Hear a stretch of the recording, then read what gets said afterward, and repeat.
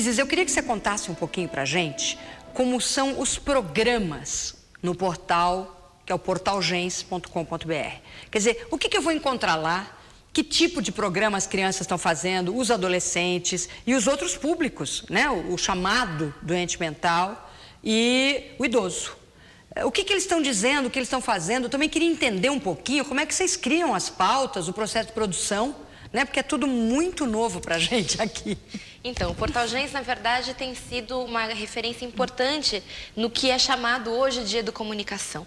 Tá. Educomunicação é um novo campo do conhecimento que ainda está recebendo várias contribuições para se caracterizar. Então, lá, hoje nós encontramos, desde os programas de rádio que deram início ao projeto Cala a Boca Já Morreu, lá em 1995, até trabalhos que realizamos hoje em dia. Então, a gente vai encontrar trabalho com cinema, com vídeo, com TV, com rádio, com mídia impressa, tudo realizado por pessoas que não são especialistas da comunicação, mas que têm deixado de ser apenas consumidores, mas para serem produtores de comunicação. Perfeito. Né? Então, a gente encontra dos mais variados públicos, tanto de idade quanto de linguagem mesmo, nesse portal.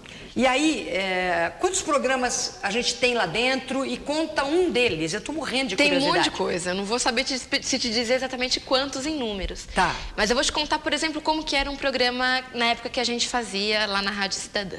Tá. Nossos programas, eles eram ao vivo, todos os domingos, 2 horas, durante 2 horas, das 4 às 6 da tarde. Então, durante 2 horas, naquela emissora, tinha só criança na rádio. E 2 adultos, que eram os coordenadores do projeto.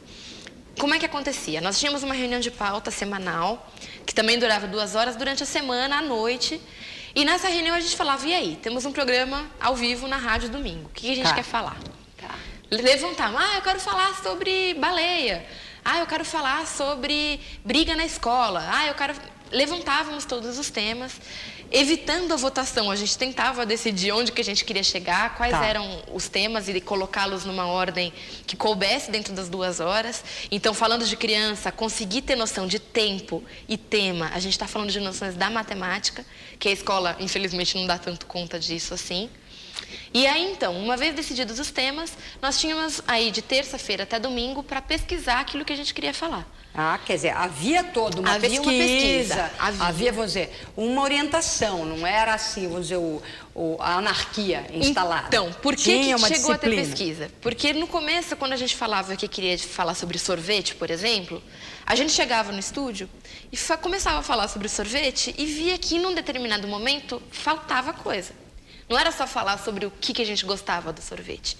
A gente percebeu, com o contato com os nossos ouvintes, que fazer comunicação é uma responsabilidade muito grande. Enorme. A gente não percebeu isso porque falaram, olha, você não pode falar qualquer coisa sobre esse tema, você tem que estudar. A gente percebeu porque ao ser autor daquele produto de comunicação, nós nos cobrávamos conteúdo. Nós nos sentíamos responsáveis de fato com isso. Responsabilidade não se dá, se assume. Que maravilhoso, né? Se toda a mídia, em todas as suas expressões, pensasse exatamente assim. Você pode imaginar a qualidade que a gente teria hoje em dia? Que show que seria? O compromisso, ele vem a partir do momento que tem essa identificação, né? Então, daí, acontecia essa pesquisa durante a semana, chegava no domingo, a gente tinha a ordem que os blocos iam acontecer, tínhamos combinado na reunião de pauta quem que ia conduzir cada bloco, todo mundo participava, mas tinha o âncora ali. E aí o programa acontecia. Agora, uma conversa, aí é que tá muito legal. A gente não escrevia o que a gente ia falar, Cris. A gente falava, a gente tinha um roteiro, mas era uma conversa. Então é muito parecido, de certa maneira, com o que a gente faz aqui na TV Ideal. Exatamente. Né? Quer dizer, o mercado ético está no âmbito da educomunicação, no sentido que a gente tem um compromisso enorme de trazer informação preciosa, inovadora, quer dizer, de trazer aquilo que não está nas outras mídias. E temos também uma vontade definitiva.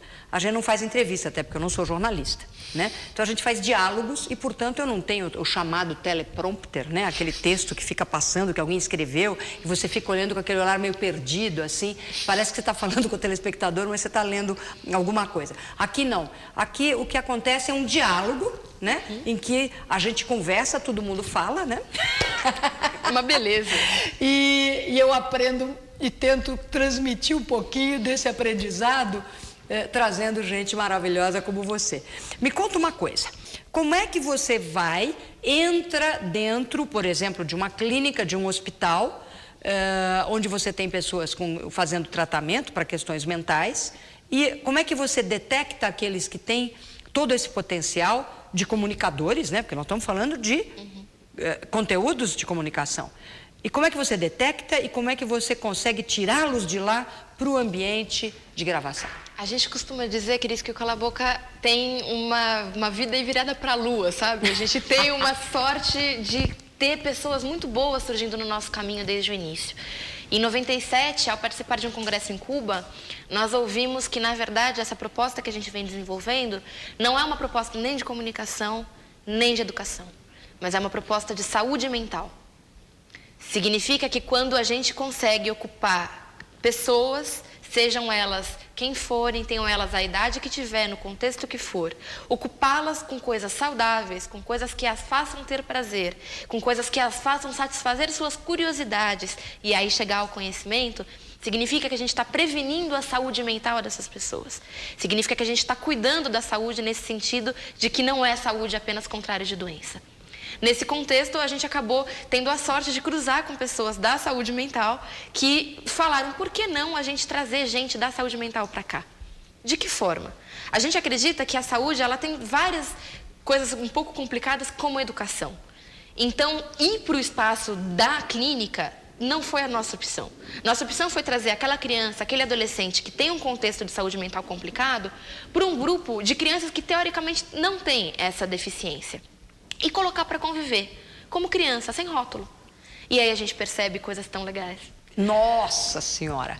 Esse assunto realmente está mexendo com a chamada frequência cardíaca. A minha, pelo menos, fica muito, muito curiosa. Até já!